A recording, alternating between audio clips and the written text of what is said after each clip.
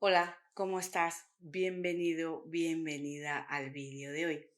Debido a la importancia de explicar el tema de inhalación ante los acontecimientos que no paran de suceder en todo el planeta, todos ellos bastante caóticos y críticos, y la necesidad de que la gente conociera el porqué de lo que está pasando para que pudiera entender, comprender y pasar a la acción cuanto antes, dejamos aparcado un poquito el tema de la reencarnación para dar prioridad al tema de inhalación.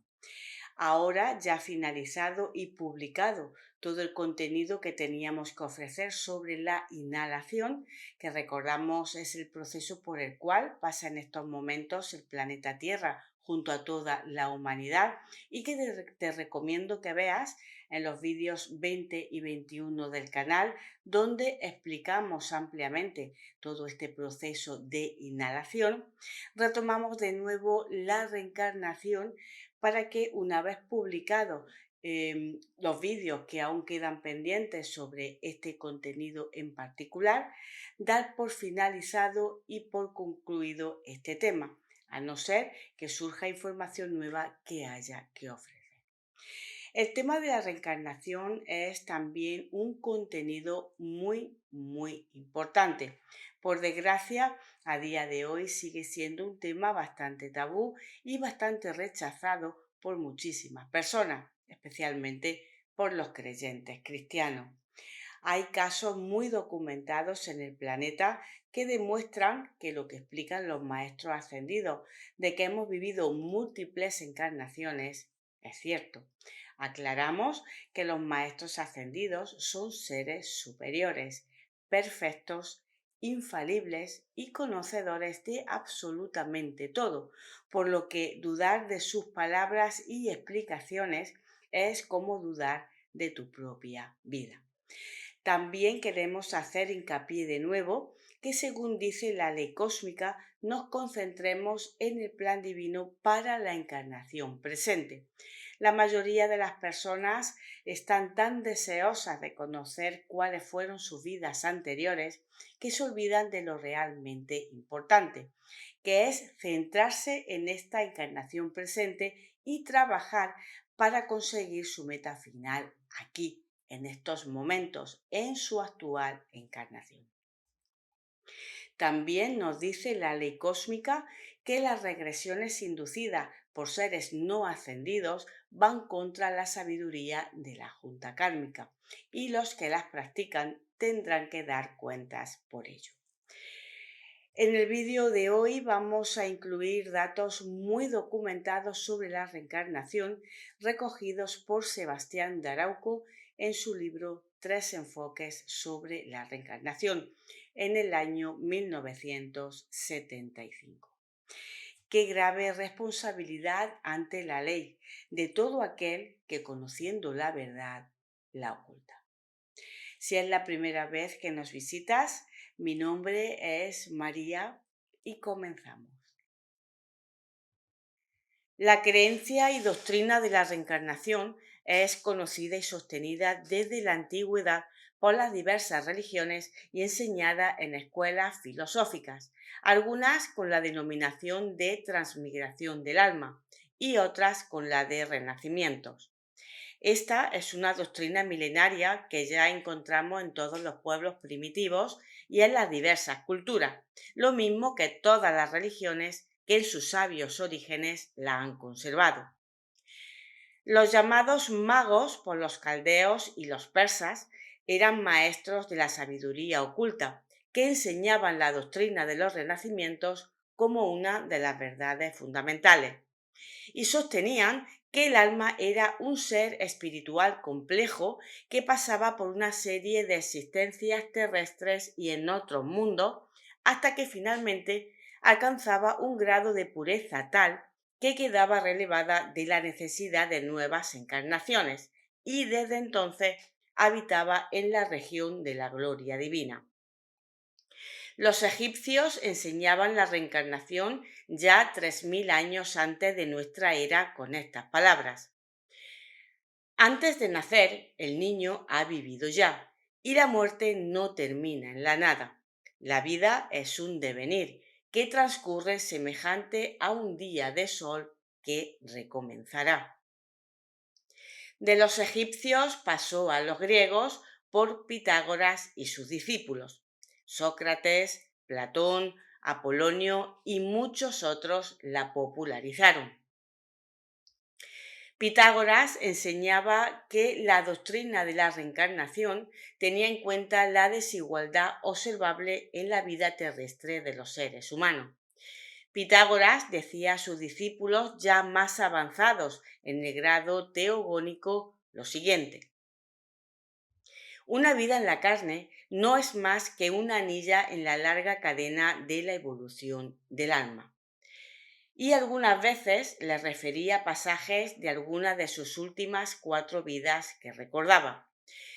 Aclaramos aquí que a los seres ya muy evolucionados les es posible conocer las últimas vidas pasadas mediante la actualización de la memoria espiritual o subconsciente y también alcanzando la superconciencia por medio del éxtasis.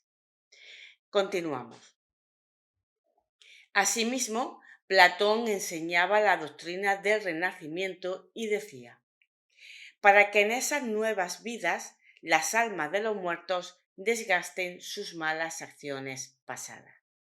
También afirmaba que las almas reencarnadas lo hacen en cuerpos que se asemejan a los que tuvieron en vidas anteriores e igualmente en instinto y tendencias adquiridas por anteriores experiencias. Entre esas experiencias heredadas de vidas pasadas, Platón colocaba las ideas innatas. Las escuelas de Sócrates y Platón aseguraban que las almas toman nuevos cuerpos para repetir una y otra vez sus vidas físicas, a fin de desarrollar las facultades de la psiquis y adquirir la sabiduría. Decía también: las almas vuelven del hado y los semejantes son atraídos por los semejantes. Y en Fedón podemos leer: el alma es más vieja que el cuerpo. Las almas renacen sin cesar del hado para volver a la vida actual. La escuela de Hermes Trismegisto, quien fuera filósofo, legislador y sacerdote, perteneciente a la escuela iniciática del antiguo Egipto y uno de los grandes iniciados, ya sostenía que las almas bajas y malas permanecen encadenadas a la tierra por múltiples renacimientos, pero las almas virtuosas suben volando hacia las esferas superiores. Se considera que vivió por los años 2670 antes de nuestra era y como fundador de la ciencia secreta derivada de su nombre. Clemente de Alejandría le atribuyó 42 tratados del alma y de las civilizaciones pasadas y dio un mayor esplendor a la doctrina de la reencarnación. Ya en nuestra era, Porfirio, filósofo neoplatónico, discípulo de Orígenes y de Platón en el siglo III, con otros filósofos neoplatónicos enseñaba también la doctrina de la reencarnación. Amonio Sacas, filósofo alejandrino del siglo I, conocido como Teodidactos por la vastedad de sus conocimientos, sostenía la doctrina del renacimiento de las almas en nuevos cuerpos y fue quien la transmitió a San Clemente de Alejandría, padre de la primitiva Iglesia. Los neoplatónicos en diferentes edades igualmente enseñaron la misma doctrina. Plotino, discípulo de Amonio de Tiana, decía lo siguiente: es un descubrimiento reconocido desde los tiempos de la antigüedad que si el alma comete fallos, será condenada a expiarlos sufriendo castigos en tenebrosos infiernos. Luego se le permite pasar a nuevos cuerpos y recomenzar sus pruebas. Decía también: cada alma recibe el cuerpo que le conviene y que está en armonía con sus antecedentes, según sus existencias anteriores. Orígenes, discípulo de San Clemente, el más instruido de los padres cristianos, aceptaba la doctrina de las vidas sucesivas, que era del conocimiento y creencia común de los primeros 3 siglos del cristianismo, y por ello fue anatematizado o censurado en aquel famoso concilio de Constantinopla. Decía lo siguiente: cada alma recibe un cuerpo de acuerdo con sus merecimientos y sus acciones previas. Obsérvese que no dice que cada cuerpo recibe un alma, sino que cada alma recibe un cuerpo. Sostenía también que las almas, al caer de un estado elevado, trabajan para recuperar ese estado y gloria reencarnando repetidas veces. Orígenes denominaba penas medicinales a las vidas dolorosas, y que estas penas medicinales eran proporcionales a la falta de las almas encarnadas en nuevos cuerpos para redimir su pasado y purificarse. San Gregorio Nacianceno decía: hay necesidad natural de que el alma sea curada y purificada, y de que si no lo es en esta vida, lo sea en otras siguientes futuras. San Agustín, cuyo nombre era Aurelius Augustinus, en su libro primero de Confesiones, emplea esta frase: antes del tiempo que pasé en el seno de mi madre, ¿no habré estado en otra parte y sido otra persona?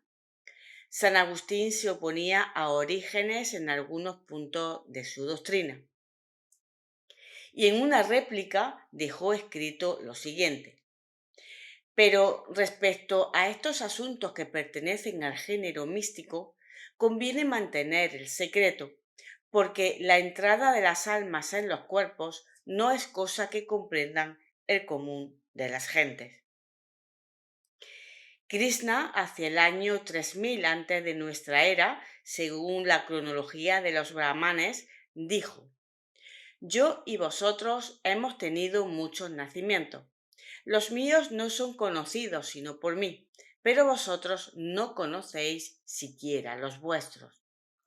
Y en un diálogo con su discípulo Arjuna, véase el Bhagavad Gita, dice: así como el alma residente en el cuerpo material pasa por las etapas de infancia, juventud, virilidad y vejez, así a su debido tiempo pasa a otro cuerpo, y en otras encarnaciones volverá a vivir y desempeñar una nueva misión en la tierra. Los Vedas, que son monoteístas al igual que los cristianos, afirmaban la inmortalidad del alma y la vuelta de nuevo a la carne. Sostenían que el alma es la parte inmortal del ser humano, que unas almas vienen hacia nosotros y regresan y vuelven a venir, y que todo nacimiento, feliz o desdichado, es a consecuencia de las obras practicadas en las vidas anteriores. Y según el Corán, Alá nos envía muchas veces hasta que regresemos a él. Ovidio, Virgilio y Cicerón, a través de sus inmortales obras, aluden frecuentemente a la reencarnación de las almas o vuelta a la vida física. Ovidio cantaba lo siguiente: las almas van y vienen. Cuando vuelven a la tierra, dan vida y luz a nuevas formas. Y Virgilio, en Eneida, en el capítulo 6, página 713, asegura que el alma, al hundirse en la carne, pierde el recuerdo de sus vidas pasadas. También nuestros antepasados, los celtas, sostenían como principio de verdad la reencarnación. Los druidas decían: el ser se eleva desde el abismo y asciende por etapas sucesivas hasta la perfección, encarnándose en el seno de las humanidades sobre los mundos de la materia, que son otras tantas estaciones de su largo peregrinaje. El judaísmo, religión basada en las enseñanzas de Moisés, mantenía la creencia de la reencarnación. En sus obras, El historiador judío Josefo hace profesión de fe en la reencarnación y refiere que esta era la creencia de los esenios y los fariseos. Los cabalistas, exégetas judíos, se ocuparon de la reencarnación intensamente. Basta con leer Transmigración del alma de Rabí Isaac Luria. El pueblo hebreo mantenía la creencia de la reencarnación porque le fue predicada también por los profetas. Estos predicaban la vuelta a la carne en diversas expresiones, hoy poco conocidas por falta de divulgación. Sin embargo, a través de las diversas versiones, ha llegado a nuestro tiempo la siguiente versión del profeta Malaquías. He aquí, yo os enviaré al profeta Elías antes de que venga el día grande y tremendo del Señor. Malaquías capítulo 4, versículo 5. Y prueba de que entre los hebreos había la convicción de la reencarnación es el hecho de una comisión enviada por el clero judaico del Sanedrín a Juan el Bautista a preguntarle si él era el Mesías o era Elías. Esto lo puedes encontrar en San Juan, capítulo 1, versículos 19 al 22. El Sanedrín, alarmado por la fama que iba alcanzando Juan de Hebrón o Juan el Bautista, e iniciado en la creencia de la reencarnación de las almas, envían desde Jerusalén a sacerdotes y levitas, hombres versados en el conocimiento de las Escrituras, a indagar cuál de los profetas históricos podía ser aquel hombre que hablaba a las gentes lleno de espíritu profético. Esta vuelta a la vida de la carne, esta nueva encarnación del espíritu de Elías en el niño Juan de Hebrón, hijo de Zacarías e Isabel, y que pasó a la historia con el nombre de Juan el Bautista, es un hecho confirmado por el mismo Mesías cuando dijo: y si queréis oírlo, él es Elías que había de venir, es decir, que estaba anunciado. El que tiene oídos, que oiga. Esto puedes encontrarlo en San Mateo capítulo 11, versículo del 14 al 15. Aclaramos también que esta frase del maestro, el que tiene oídos que oiga, era usada con bastante frecuencia y parece significar que no todos tenían oídos, es decir, tenían sicanopsia, o para entendernos mejor, ceguera mental. Al igual que hoy, hay quienes no quieren escuchar, porque ello requiere pensar. Aborrecen el conocimiento por encontrarse a gusto en la ignorancia. Las palabras de Jesús solo pueden ser comprendidas por aquellos que anteponen la verdad por encima de los convencionalismos. Hoy es bien sabido, porque está demostrado, que los cuerpos físico-orgánicos se desintegran después de la muerte, en un tiempo mayor o menor, y demostrado está también por la ciencia que las moléculas de que se compone cada cuerpo, al desintegrarse, van a formar parte de otros cuerpos. Hay quienes, para desvirtuar la verdad de la reencarnación del profeta Elías, argumentan que puede ser el cuerpo de Elías resucitado, o sea, la vuelta del cuerpo físico, que 8 siglos antes había fallecido, basándose en el relato del profeta Eliseo, de que Elías fue arrebatado al cielo en un carro de fuego y de que un ángel se le apareció diciéndole que Elías volvería. Haciendo otra aclaración aquí, este pasaje del Antiguo Testamento corresponde a una visión del profeta Eliseo, discípulo de Elías, el cual vio esa escena plasmada en el éter cósmico, porque Eliseo, al igual que todos los profetas, era un supersensitivo con la facultad de clarividencia desarrollada, que en parapsicología es denominada facultad extrasensorial o PEX, por lo que podía haber plasmado en el éter figuras reales, figuras simbólicas, así como acontecimientos pasados y futuros, y profetizar. Así que pretender que el cuerpo de Elías de vida vegetativa fue llevado al cielo, donde la vida vegetativa orgánica no existe, es desconocer las leyes naturales. Por lo tanto, Como el cuerpo carnal del profeta Elías había muerto hacía 8 siglos, lógico es que no podía venir en cuerpo físico ya desintegrado. Luego, la vuelta de Elías tenía que ser en espíritu. Y para manifestarse en nuestro mundo necesitaba un cuerpo físico, por lo que Elías, en espíritu, encarnó nuevamente en un niño, igual que a todos nos ocurre, el niño que fue hijo de Zacarías y de Isabel, y que por nombre le dieron Johanan, y fue conocido por Johanan ben Zecariat, Juan, hijo de Zacarías, y luego como Juan de Hebrón porque fue el lugar de nacimiento, pasando a la historia como Juan el Bautista, del griego Batistes. Más aún, no se puede hablar de Elías resucitado, ya que se había visto a Juan siendo niño y se conocía a su padre, Zacarías, y a su madre, Isabel. Por lo tanto, Juan podía ser Elías reencarnado, pero no resucitado. Si hemos de tener como verdad la palabra de Jesús de Nazaret, encarnación del Cristo, no podemos negar esta afirmación suya. Y si Elías espiritualmente volvió a encarnar, volvió a la vida terrena en un nuevo cuerpo, en una nueva personalidad. Está bien claro que todos los humanos hemos pasado por lo mismo, hemos vuelto a encarnar de nuevo. O sea, que el espíritu, el ego que actualmente anima nuestra personalidad, ha vivido ya en otros cuerpos y ha animado otras personalidades, por lo que negar la reencarnación o el renacimiento del espíritu en nuevos cuerpos es negar la afirmación del mismo Jesucristo.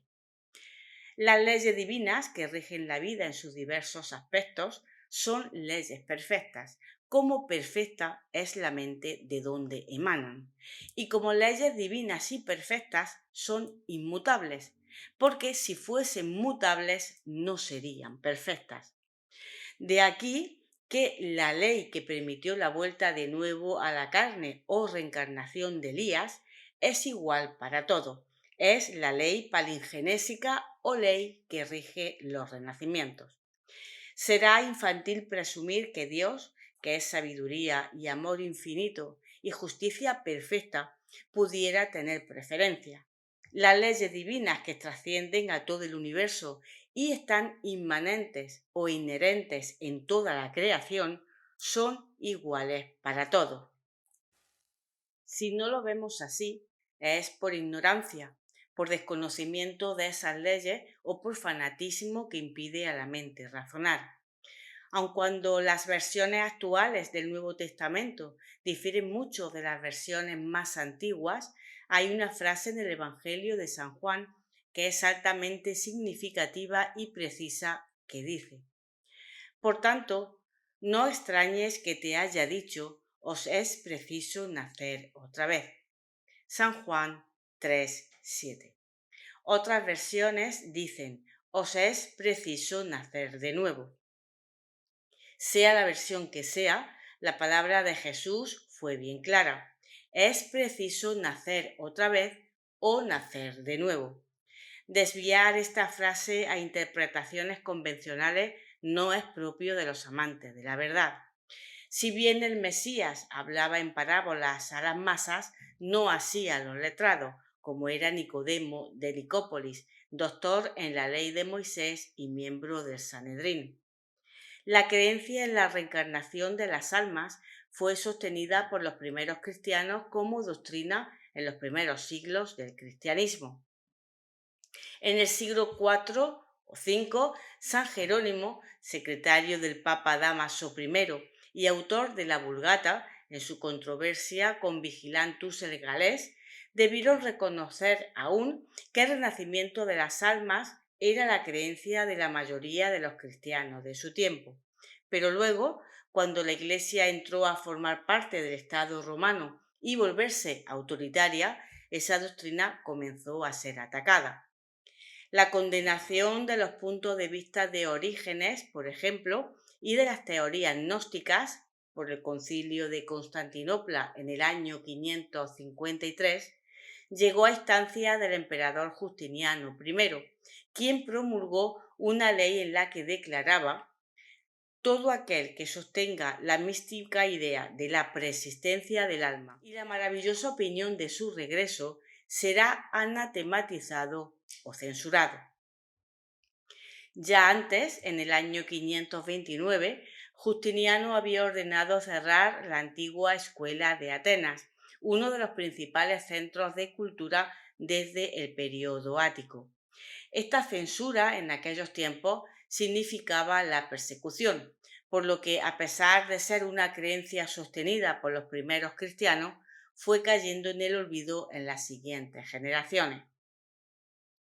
Sin embargo, la creencia en la vida sucesiva reaparece en el mundo cristiano en diferentes épocas en forma de grandes herejías y de escuelas secretas, pero fue ahogada mediante la persecución cruel, en las mazmorras de la Inquisición y en las llamas de sus hogueras, en las que millones de seres humanos fueron sacrificados en esa época de oscurantismo medieval, por quienes se denominaban a sí mismos representantes de Cristo en la tierra, sucesores de Jesús, que solamente predicó y practicó el amor.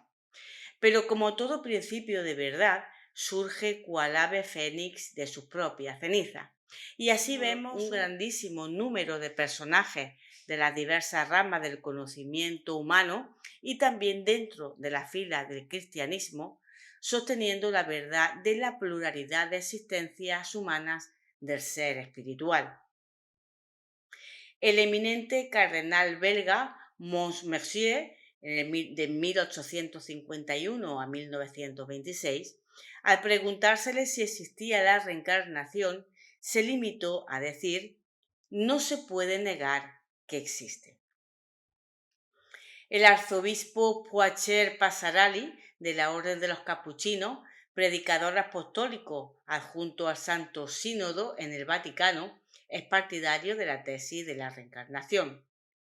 En un escrito al senador Tauredi, su compañero en creencias, dice: si fuese posible popularizar la idea de la pluralidad de existencias en este mundo, sería un medio de realizar la voluntad divina, de permitir al ser humano expiar sus pecados, purificarse y esforzarse en ser digno de Dios y de la vida inmortal. Esto sería un gran paso que resolvería intrincados y dolorosos problemas que angustian al alma humana. Podríamos seguir citando cientos de nombres, pero referiremos tan solo dos militantes más en campos opuestos. Antoine-Frédéric Ozanam, escritor católico del siglo pasado y uno de los fundadores de la Sociedad de San Vicente de Paúl, en su obra Dante y la filosofía católica en el siglo XIII, reconoce que el plan de la Divina Comedia sigue muy cerca las grandes líneas de la civilización antigua basada en la pluralidad de existencias. José Mazzini, célebre patriota italiano, increpando a los obispos en su obra Del Concilio a Dios, dice: nosotros creemos en una serie indefinida de reencarnaciones del alma de vida en vida, de mundo en mundo, de las cuales cada una constituye un progreso sobre la que la había precedido. Nosotros podremos volver a empezar el viaje recorrido cuando hayamos merecido pasar a un grado superior, pero jamás podremos retrogradar ni morir espiritualmente. Y este fundamento de progreso espiritual, por medio de los renacimientos, ha surgido de nuevo en nuestro mundo occidental en los siglos XX y XXI. La reencarnación o encarnación sucesiva de los seres es una ley natural y cósmica.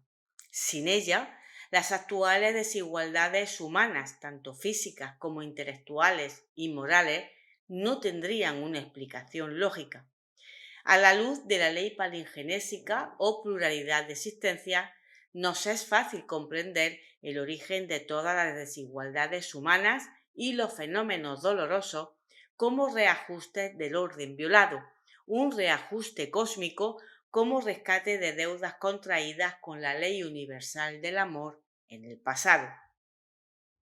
Aun cuando hay un gran número de sacerdotes y estudiosos en las diversas iglesias del cristianismo que han aceptado la reencarnación como una verdad, como la ley divina, la teoría teológica divulgaba que momentos antes del nacimiento de una criatura es creada un alma por Dios, aunque esto fue modificado por el momento de la concepción y aún a día de hoy se mantiene. Y esta alma entra en el mundo físico por un tiempo que puede variar entre unas horas a un número de años. Al final de esta corta duración de vida terrestre, pasa al más allá invisible por ese trance denominado muerte, donde permanece para siempre. Su situación puede ser de felicidad, para cantar eternamente alabanzas a Dios, o un estado de sufrimiento eterno con arreglo a sus acciones y el cumplimiento u obediencia o no de ciertos dogmas en el corto intervalo de una vida terrena. Es decir, que de acuerdo con ese concepto, el alma recibe una sola vida y se le da una sola oportunidad. Y en esa sola oportunidad o se salva o se condena para siempre. ¿Quién no ha visto ciertos ambientes de vida humana en donde vienen niños a la vida carentes de toda posibilidad de salvarse, considerando una sola vida terrena? La negación de la pluralidad de existencias de la reencarnación y la afirmación de una sola vida terrena al espíritu inmortal, con la diversidad de condiciones humanas, es causa principal de la pérdida de la fe en la existencia de una justicia divina, fenómeno social tan generalizado en nuestro mundo occidental. Esta es una de las causas principales de la descreencia religiosa en la juventud de hoy. Y dolorosamente, esta juventud está cayendo en un materialismo embrutecedor cuyas consecuencias estamos ya percibiendo. Analicemos por un momento a la luz de la razón. La lógica más elemental nos hace ver que si Dios es infinitamente sabio y justo, y en esto concuerdan todas las religiones, tendría que proporcionar a todas las almas con las mismas cualidades intelectuales, morales y volitivas y nacer en las mismas condiciones humanas si tan solo una vida le da a cada alma para alcanzar la llamada bienaventuranza. Pero, ¿acaso es así? No, absolutamente no. No nacemos todos iguales. ¿Podremos entonces culpar a Dios, que es la máxima sabiduría cósmica y el eterno amor? Además, si el alma es creada por Dios al nacer, tiene que ser pura, porque es inadmisible a la razón que Dios pueda crear algo impuro. Más aún, si el alma pasa del no ser a ser en el momento de penetrar al cuerpo en virtud del soplo divino, ¿cómo se concibe la parte de responsabilidad que se le asigna en el supuesto pecado de nuestros padres? ¿Por qué vía de justicia se le imputa una falta que se cometió cuando aún no existía? No hay sordo mayor que aquel que no quiere oír. Todo individuo con mentalidad dogmática se resiste a las innovaciones por lógicas que ellas sean.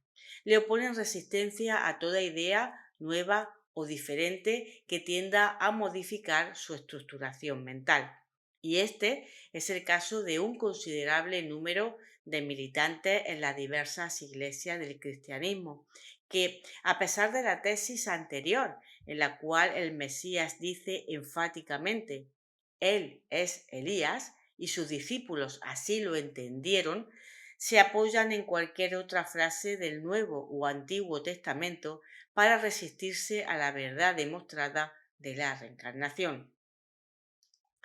Decía Pascal: la inmortalidad es el objeto principal de nuestra existencia, y es algo tan importante que solamente aquellos que hayan perdido toda sensibilidad y la noción de sí mismos pueden ser indiferentes a su conocimiento. Si bien la creencia de la inmortalidad del alma ha sido siempre motivo de fe religiosa, hagamos algunas reflexiones orientadas hacia aquellas personas positivistas o materialistas y también hacia aquellos que por motivos que hayan tenido han perdido ya la fe en su religión y caído en un materialismo embrutecedor, sosteniendo como única realidad de la vida el cuerpo físico. Cuando contemplamos el cuerpo de una persona recién fallecida, podemos apreciar que ese cuerpo es el mismo que cuando estaba vivo, con la diferencia que le falta movimiento, le falta vida. Podemos ver el cuerpo, todo está allí frente a nosotros, pero no se mueve. Sin embargo, allí está la totalidad de los órganos, cerebro, corazón y los demás, pero le falta eso que llamamos vida. Ahora yo pregunto a aquellos que, cerrando los ojos de su mente a la realidad, se empeñan en engañarse a sí mismos, sosteniendo que con la muerte del cuerpo todo termina. ¿Qué es la vida? ¿Qué es ese algo que mantiene al cuerpo en movimiento? Seguro que alguno contestará que es una fuerza natural biológica que mantiene el cuerpo en movimiento de acuerdo con las mismas leyes biológicas y la cual ha cesado. Pero, ¿por qué ha cesado si ahí están todas las partes y sustancias orgánicas, incluyendo el plasma? Difícil respuesta. No obstante, nos será más fácil comprender el fenómeno si consideramos a esa fuerza biológica, a ese soplo de vida, como el psiquismo animador del cuerpo físico orgánico, llamémosle alma, espíritu o como tú quieras, y que ese psiquismo o ente energético es el que vivifica y mantiene la cohesión celular de esa maravillosa organización biológica que es nuestro cuerpo físico orgánico y el cual abandona para pasar a otra dimensión o modalidad de vida. De esta manera, podemos resumir que todo cuerpo recién fallecido contiene todas las sustancias orgánicas, pero le falta eso que llamamos vida, porque de ese cuerpo ha salido el psiquismo que le animaba, al cual llamamos alma. Y al faltarle esa alma o ese psiquismo animador, el cuerpo físico orgánico, esa maravillosa organización biológica, comienza a desintegrarse en cuanto a la forma y al conjunto, y las moléculas de que está compuesto vuelven a la naturaleza y pasarán a ser utilizadas en la formación de otros cuerpos, porque también en lo material nada se destruye, todo se transforma. Igual te preguntas, ¿y ese hálito de vida, ese psiquismo, se desintegra también? No, porque lo que no ha nacido con la vida material orgánica no muere con ella. Ese psiquismo, ese soplo de vida o alma persistente a la formación del cuerpo es inmaterial e inmortal y pasa a vivir en otra dimensión con un cuerpo fluídico compuesto de sustancia etérea magnetizada. El alma, el psiquismo que anima a todo cuerpo humano, animal o vegetal, sobrevive entero como unidad en el ser humano y grupal en los reinos animal y vegetal. En las plantas y en los animales vuelve constantemente impulsado por esa fuerza cósmica denominada por unos teoría de la evolución y por otros ley de evolución. Y esa unidad espiritual, con cuerpo formado de sustancia etérea magnetizada, más o menos sutil, más o menos denso, según sea su progreso espiritual o condición moral, una vez desprendida del cuerpo físico por ese trance denominado muerte, pasa a vivir en otra dimensión en concordancia con su tónica psicomagnética, en ese más allá ignorado por la gran mayoría de nuestro mundo occidental. Después de un tiempo, que varía grandemente en cada caso, el ser espiritual, llamémosle alma, vuelve a encarnar nuevamente. El alma espiritual es como un libro con muchas páginas escritas y muchas otras en blanco. Las primeras corresponden a la existencia o vidas ya pasadas, las segundas a la vida futura.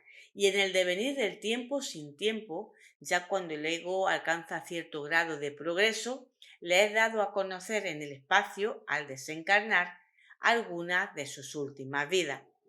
Y cuando pide realizar una vida en bien de sus semejantes, de entrega, de servicio a la humanidad, le es dado antes de encarnar conocer los obstáculos, las dificultades, los peligros que encontrará y tentaciones que habrá de enfrentar y superar, a fin de que mida sus fuerzas antes de aceptarlas, porque tal aceptación conlleva la responsabilidad de su realización. Para el individuo vulgar, positivista o materialista, la vida es tan material que le es difícil comprender y admitir que tras el mundo físico visible haya un mundo trascendental del espíritu, porque todavía está en los comienzos de la etapa humana, en los cuales las tendencias de la vida animal priman sobre el espíritu que se encuentra débil y balbuceante todavía. Y de aquí que fácilmente caen en los extremismos, ya sean religiosos e ideológicos, convirtiéndose en fanáticos intransigentes, lo cual es causa de tanta desarmonía social. La muerte destruye tan solo el cuerpo físico orgánico y da libertad al alma, que continúa viviendo ligada por el amor a los que fueron sus afines, familiares o amigos en la vida física. Cuando llegan a desarrollar su facultad sensitiva y vibran en amor fraterno, pasan a ser los guías espirituales, los ángeles tutelares más íntimos de que nos hablan las religiones. Pero cuando son almas malvadas y cargadas de odio o resentimiento, pueden causar mucho daño a quienes odian, llegando hasta producir esos trastornos psicofísicos que la ciencia médica no acierta a curar por desconocimiento de las causas reales.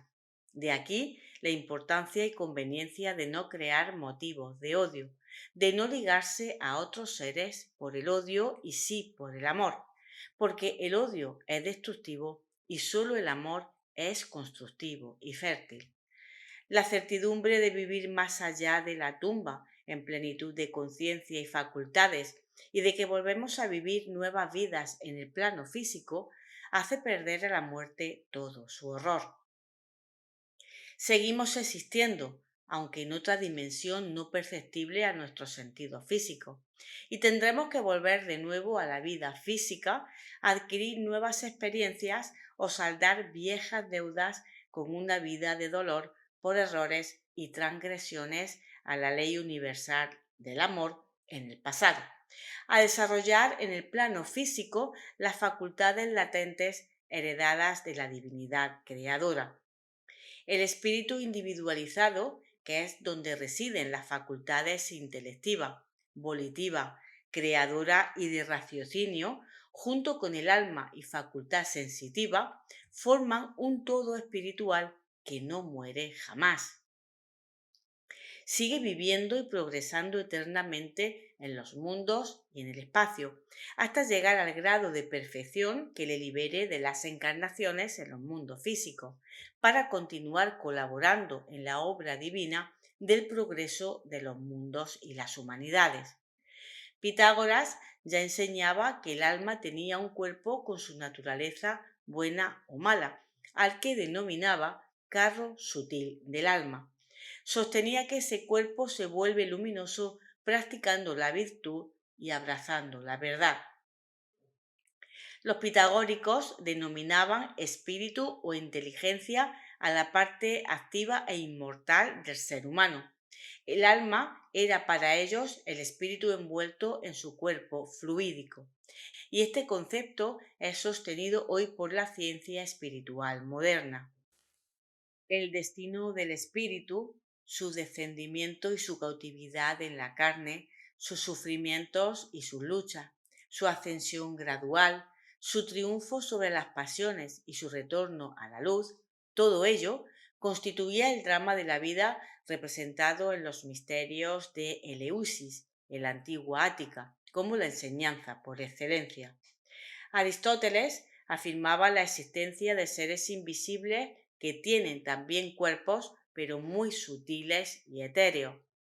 San Ireneo sostenía que el alma es el soplo de vida, no es corpórea, sino por comparación con el cuerpo mortal. Conserva la figura del ser humano, a fin de que se le reconozca. Antes de beber la cicuta, Sócrates recomendó a sus amigos y discípulos que cuando falleciese no dijeran enterramos a Sócrates, sino enterramos el cuerpo de Sócrates. Si deseas penetrar en el aspecto filosófico del alma, recomendamos el estudio de las obras de Platón, especialmente Fedón, donde describe el alma y explica su inmortalidad y su progresivo renacimiento. Citaré ahora tan solo: el alma es más vieja que el cuerpo. Las almas renacen sin cesar de lado para volver a la vida actual. Esto lo puedes encontrar en Fedón. Y por último, esta otra. Por consiguiente, sin mías, dice Sócrates en Fedón, nuestras almas existían antes de este tiempo, antes de aparecer bajo esta forma humana, y mientras estaban así, sin cuerpos, sabían, refiriéndose a que ya tenían conocimiento.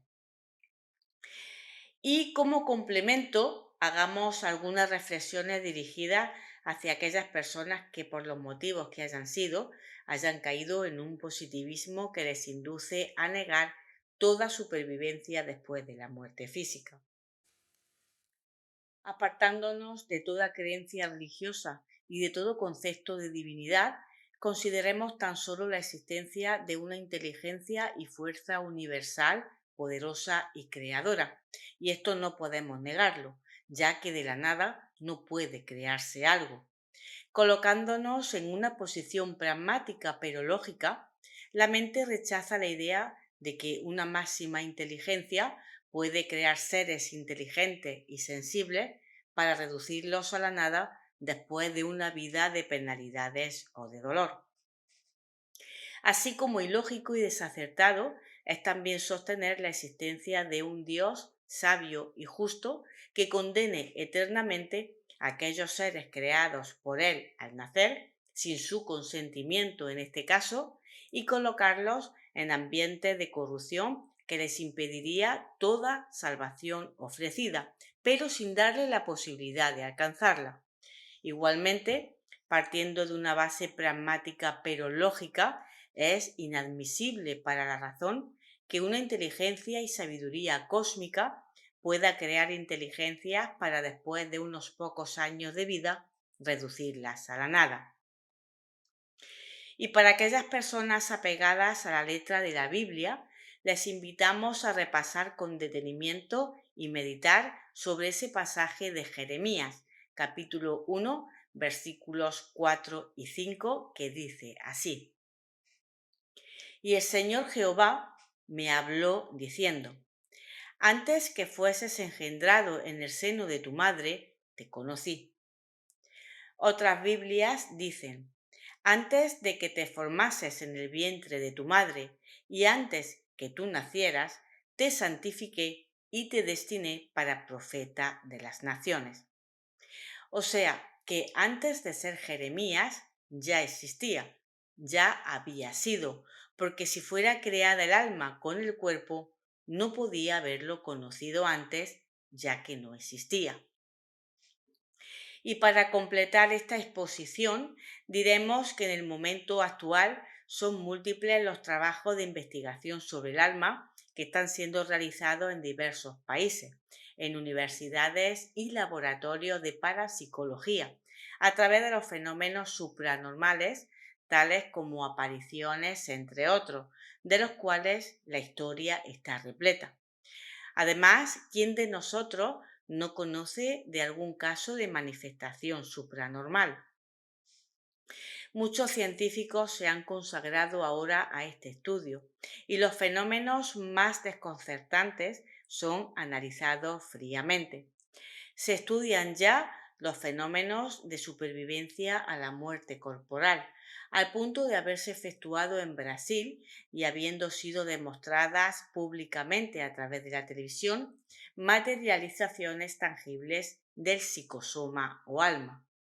Según los trabajos de investigación del doctor Joseph Banks en el Laboratorio de Parapsicología de la Universidad de Duke, en Carolina del Norte, ya se han colocado en el plano científico en forma probada los fenómenos de materialización de cuerpos fluídicos o psicosoma, probando así la existencia del alma después de la muerte física.